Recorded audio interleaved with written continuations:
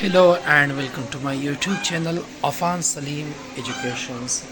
Dear friends, I hope you all will be fine and doing well. This is my another education video on my YouTube channel Afan Salim Education. So dear viewers, I had also discussed the serological procedure test, serology, and then I had discussed the vital test. So now in this lecture video, in this vlog video here, I will discuss an amazing topic of rheumatoid arthritis factor and ASO test. I hope you will like my video. I hope you will like my channel. If you are watching my YouTube videos or my YouTube channel Afan Salim Education, then here I kindly request you to please subscribe to my YouTube channel and press the bell icon to receive the notification of my coming videos. Sagay. Sala. Tosta pakardi. Huh? So, if you are new on my YouTube channel, then here I kindly request you to please subscribe to my YouTube channel Afan Salim Education. So here I will discuss the rheumatoid factors. So basically, rheumatoid factor or a factor. It is a rheumatoid factor are autoantibodies IgM usually which bind to the Fc region of immunoglobulin G. Rheumatoid factor RF test is used to diagnose RA, rheumatoid arthritis and distinguish RA from other type of arthritis. So जो हमारे पास rheumatoid arthritis होता है इसमें हम auto antibodies bind करते हैं जो कि हमारे पास IgM एंटीबॉडीज होते हैं. तो ये auto antibodies rheumatoid arthritis basically दोस्तों वो टाइप ऑफ arthritis होता है जो हमारी बॉडी की इम्यून सिस्टम जब ऑटोमेटिकली अपनी बॉडी की सेल्स को डिस्ट्रॉय ख़त्म करता है, अपने सेल पर वो लग जाता है, तो हमारे पास रूमेटॉइड अर्थराइटिस होता है. और इसी रूमेटॉइड अर्थराइटिस की वजह से फिर हमारे जॉइंट्स वगैरह में पेन दर्द वगैरह होने लगता है. तो इसमें हम क्या फाइंड करते हैं IgM auto antibodies. Auto antibodies का मतलब यही है कि हमारी बॉडी खुद यही एंटीबॉडी बनाती है. इसके अलावा फिर दोस्तों rheumatoid factor RF test is use to diagnose RA rheumatoid arthritis. और ये हमारे पास ये डिस्टिंग्विश करता है रूमेटॉइड अर्थराइटिस को अदर टाइप ऑफ अर्थराइटिस के. हमारे पास डिफरेंट टाइप्स ऑफ अर्थराइटिस होते हैं जिसमें रूमेटॉइड अर्थराइटिस को ये डिफरेंस करता है बाकी अर्थराइटिस से. It is based on principle of clumping और एग्लूटिनेशंस. और ये क्लम्पिंग या एग्लूटिनेशन के ऊपर मुनहसर होता है. अगर इसमें कम क्लम्पिंग होती है, अगर जो हम रूमेटॉइड अर्थराइटिस का जो फैक्टर है टेस्ट जब करते हैं, अगर वो हम इसके सिरम में डालते हैं तो हमारे पास फिर एग्लूटिनेशन शो हो जाती है या क्लम्पिंग शो हो जाती है और उसको हम बोलते हैं कि ये टेस्ट हमारे पास पॉजिटिव आ गया. इसके लिए जो मटेरियल रिक्वायर होती है तो 5 चीज़ें इसके लिए रिक्वायर होती है. The first one is rheumatoid arthritis test reagent. इसका जो रिएजेंट होता है जिसके थ्रू हम टेस्ट परफॉर्म करते हैं वो इसके लिए रिक्वायर होता है. दूसरे नंबर पे डिस्पोजेबल स्लाइड विद 3 सर्कल्स. एक डिस्पोजेबल स्लाइड इसके लिए रिक्वायर होता है जिसमें 3 सर्कल्स भी होते हैं. इसके अलावा एक डिस्पोजेबल स्टेरर रिक्वायर होता है. चौथे नंबर पे पेशेंट सिरम जिसका हम टेस्ट करते हैं. ये सबसे नेसेसरी चीज़ है. अगर हमारे पास पेशेंट सिरम नहीं है तो हम टेस्ट नहीं परफॉर्म कर सकेंगे. इसके अलावा पॉजिटिव एंड नेगेटिव कंट्रोल जिसमें हम फाइंड करते हैं कि ये टेस्ट हमारे पास पॉजिटिव आया है या नेगेटिव आया है. तो 2 कंट्रोल हमें रिक्वायर होंगे. तो उसी कंट्रोल के साथ हम फिर जो हमारा जो टेस्ट होता है वो हम कंपेयर करते हैं. इसका जो बेसिक प्रोसीजर है 1 2 3 4 5 6 7 8 स्टेप में इसका प्रोसीजर होता है. मैं आपके साथ एक डिटेल के साथ शेयर कर रहा हूँ. And the first step bring the reagent at room temperature. जितने भी रिएजेंट होते हैं आमतौर पर हम उसको फ्रिज में स्टोर करते हैं, तो वो हमने क्या करने होते हैं, उसको हमने रूम टेम्परेचर पर लाना होता है. And then we have to place 1 drop of patient serum on 1 circle of the slide on the dark slide. और फिर उसके बाद हमने पेशेंट के सैंपल का जो हमारे पास वो होता है क्या बोलते हैं हम उसको, पेशेंट के सिरम जो होता है उसको हमने एक डार्क स्लाइड पे एक सर्कल पे उसको रखना होता है जो हम उसको टेस्ट करते हैं. उसके बाद फिर place 1 drop of positive control serum and second circle and 1 drop of negative control on the third circle. और फिर उसके बाद हम एक सर्कल में 3 सर्कल हमारे पास होते हैं. ऊपर हमने मटेरियल में डिस्कस किया तो 3 सर्कल में हम एक सर्कल में क्या करते हैं, पेशेंट का सीरम हम रखते हैं, दूसरे और तीसरे जो हमारे पास सर्कल्स होते हैं उसमें हम फिर पॉजिटिव कंट्रोल और नेगेटिव कंट्रोल रखते हैं।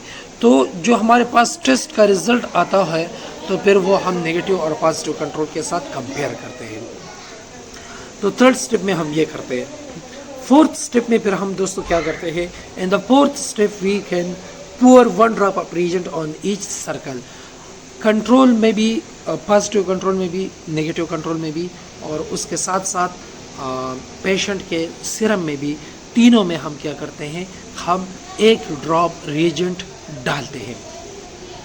Then mix the contents of each circle with separate disposable stick, और फिर सेपरेट डिस्पोजेबल स्टिक, अलग अलग स्टिक्स के साथ फिर हम उसी सारे जो हमारे पास वो सर्कल्स है उसमें जितने भी कंटेंट्स है, जिस तरह 2 चीज़ें उसमें होती है, ज़्यादा तो कुछ होता नहीं है, एक हमारे पास पेशेंट सीरम होगा, दूसरा रिएजेंट होगा, तो वही चीज़ें हम क्या करते हैं, वही हम उसको एक डिस्पोजेबल स्टिक के ज़रिए हम उसको अलग अलग डिस्पोजेबल स्टिक के ज़रिए हम उसको क्या करते हैं, उसको उसके थ्रू हम मिक्स करते हैं।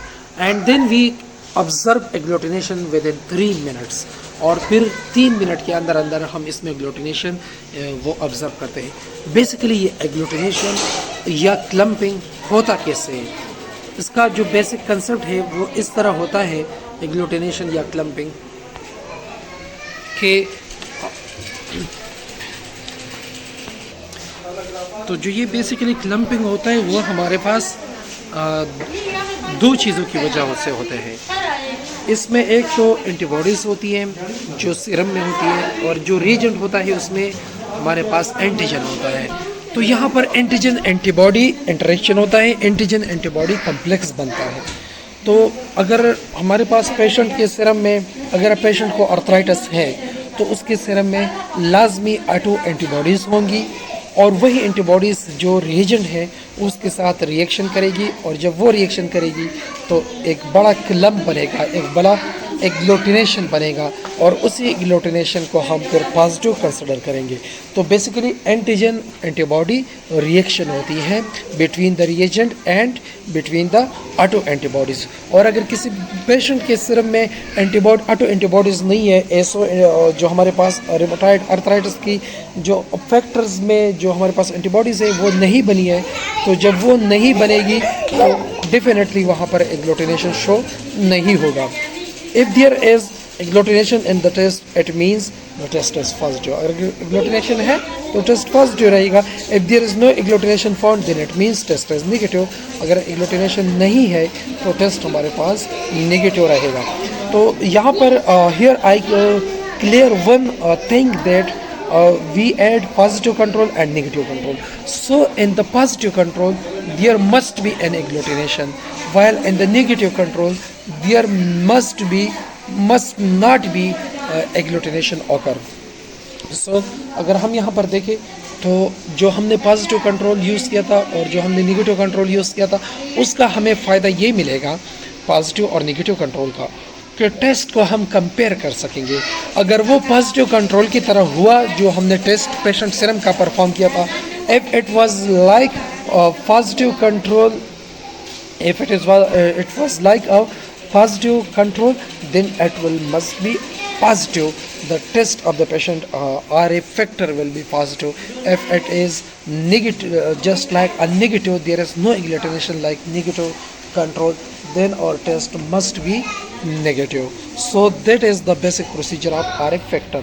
So basically RA factor is a type of antibodies, a type of factor present in the patient of rheumatoid arthritis. Rheumatoid arthritis हमारे पास वो आर्थराइटिस होता है जिसमें हमारे जोड़ों में दर्द होता है वगैरह, लेकिन ये किसी और रीजन, किसी बैक्टीरिया या वायरस की वजह से नहीं होता ये आर्थराइटिस, या किसी और वजह से नहीं होता, या किसी एंटीजन की वजह से।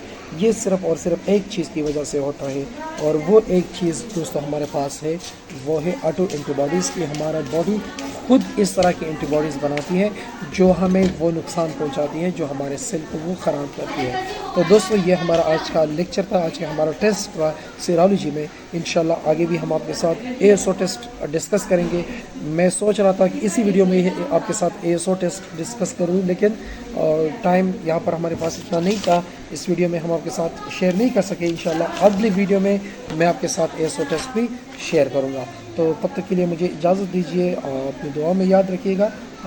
मिलते हैं अगली वीडियो में ASO टेस्ट के साथ। तब तक के लिए अल्लाह हाफिज़। और हाँ एक बात ज़रूरी यहाँ पर कि अगर अभी तक आपने मेरे YouTube channel Affan Salim education को सब्सक्राइब नहीं किया है तो इसको सब्सक्राइब करें और वीडियो को लाइक करके दोस्तों के साथ शेयर करें ताकि उनको भी RF फैक्टर का टेस्ट का तरीका समझ में आ सके। अल्लाह हाफिज़।